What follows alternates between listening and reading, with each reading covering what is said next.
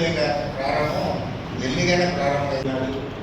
వీళ్ళందరి ద్వారా మనం ఒకటి మీరు ఆలోచించండి, మంచి సింపుల్గా మంచి కార్యక్రమాన్ని ఏర్పాటు చేద్దాం.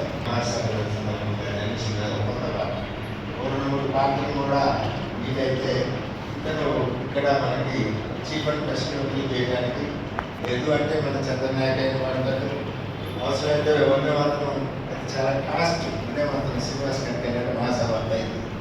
అందుకని మన మిత్రులతో ఒక 2 పాటలు ఈ సమస్యల పరిష్కారానికి మన భవిష్యత్తు కార్యాచరణకి చూసినట్లా నిలవబోతుందనే విషయంలో ఏమాత్రం సందేహం లేదు. మన పెద్దలిద్దరు చాలా విషయాలు చెప్పారు. ఖచ్చితంగా ఆ రకమైన పందాలు కొంతమంది చాలామంది ఆశిస్తున్నట్టు ముఖ్యమంత్రి వస్తేనే గొప్ప సభ, లేకపోతే ప్రతిపక్ష నాయకుడు వస్తేనే గొప్ప సభ కాదు. వాళ్ళు వచ్చినా రాకపోయినా రాకపోయినా కూడా మనం మన సమస్యల మీద 2 రోజుల పాటు ఆడ చర్చ జరిగింది. అనేక అంశాలకు సంబంధించి తీర్మానాలు ప్రవేశపెడతాం. ప్రధాన లక్ష్యం ఇందులో రాజకీయ నాయకులు మామూలుగా వాళ్ళు చెప్పినట్టు మన వరకు మనం అనుకుంది.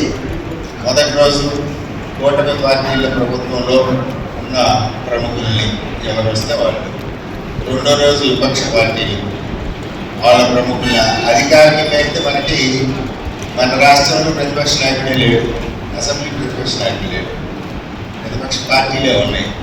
అంటే ప్రతిపక్ష పార్టీల అందరినీ కూడా ప్రతిపక్ష నాయకులు అయితే ప్రధాన ప్రతిపక్షం వైఎస్ఆర్ కాంగ్రెస్ పార్టీ అంటే వాళ్ళని కూడా తీసుకుంటాం.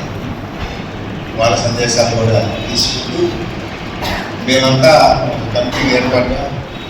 స్వతంత్ర సురేష్ నేను ఇంకా మన మిత్రులు ఈ రాష్ట్రంలో ఐజీఐలో ఉన్న మన ధర్మారావు గారి, ప్రసాద్ గారు, అలాగే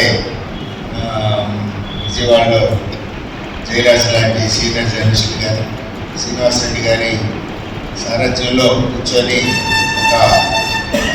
ఈ కార్యక్రమాన్ని దిగ్విజయం చేస్తూ ఎక్కువ మంది జర్నలిస్టులు మన సభ్యులు చర్చలో పాల్గొనడంతో పాటు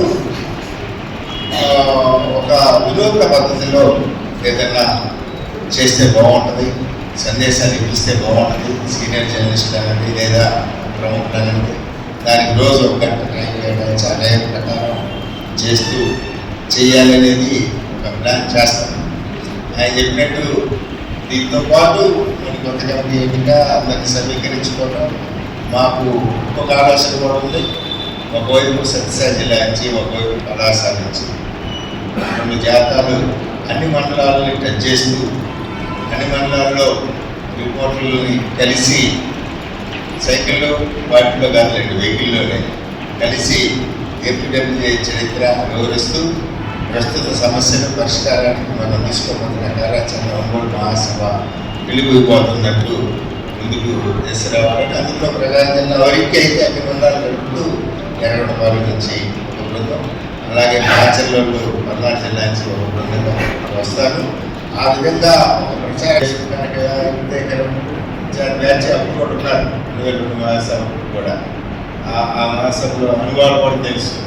కాకపోతే ఇప్పుడు మనం ఒక కమిటీని వేసుకొని ఆ కమిటీ రూపంలో ముందుకు పోవాలి అంటే ఖచ్చితంగా ఏపీడబ్ల్యూఏ, ఎలక్ట్రానిక్ వీడియో జర్నలిస్టులు అలాగే చిన్న పత్రికల్లో ఉన్నాయి అందరినీ కలుపుకొని ఖచ్చితంగా మనం ఈ 5-6 ప్రధాన కమిటీల్ని 2 రోజుల్లోనే మనం ఏర్పాటు చేసి ఈ కమిటీతోటి ఒక సమావేశాన్ని ఏర్పాటు చేసుకొని ఇందాక మనోడు చెప్పింది మనం ఇంకా ఆలోచించి మొత్తం మనకు కావాల్సినవి వాటిని సమకూర్చేదాన్ని.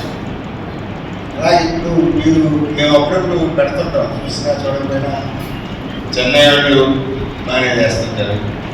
నార్త్ ఇండియాలో చాలా స్టేట్లో కూడా సాంస్కృతిక కార్యక్రమాలు అద్భుతంగా చేస్తారు. చాలా మంచి సాంస్కృతిక కార్యక్రమాలు ఏర్పాటు చేస్తారు. మనకి మొదటి రోజు సాయంత్రం ప్రారంభం సభకు ముందు అవకాశం ఉంది. ఆ రోజు ఈవినింగ్ 7కే కార్యక్రమం ముగుస్తుంది. 7